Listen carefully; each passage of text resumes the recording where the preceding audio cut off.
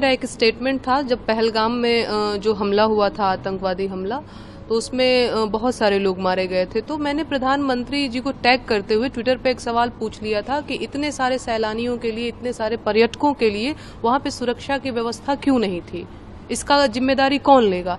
तो यही बस मैंने सवाल पूछा था। तो जगह जगह पे मेरे खिलाफ शिकायतें, लंका थाने में तो शायद 300 या 400 शिकायतें भी दर्ज कराई गई थी और एक FIR हजरतगंज थाने में भी। मुझे पुलिस की तरफ से, न हजरतगंज थाने की तरफ से, न लंका थाने की तरफ से अब तक कोई नोटिस मुझे मिला नहीं है।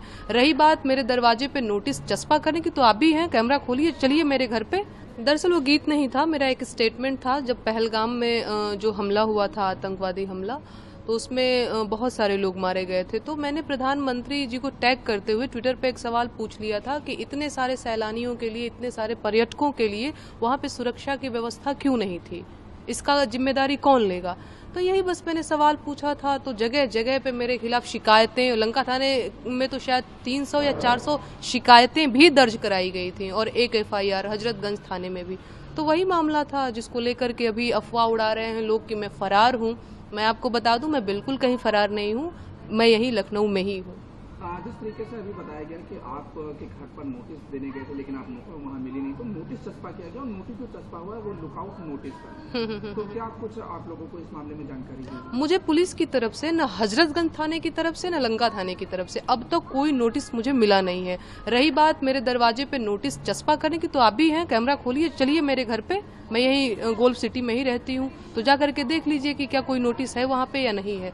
मुझे किसी ने नोटिस नहीं दिया है, ये सब झूठ बात है। आपका जो एक कोर्ट में अग्रिम जमानत को लेकर के आपने जो है दायर की है, उसमें वो आपकी जमानत खारिज हो गई है? नहीं, मैं भी देख रही हूँ कि सोशल मीडिया पर और कुछ गोदी मीडिया के जो पत्रकार हैं और जो अखबार में छापते हैं, उन्होंने ये लिखा है कि क्या बोलते हैं कि नोटिस जो है, सॉरी, अग्रिम जमानत जो है वो खारिज हो गई है। वो अभी पेंडिंग है, उस पर अभी कोई भी फैसला नहीं आया हुआ है।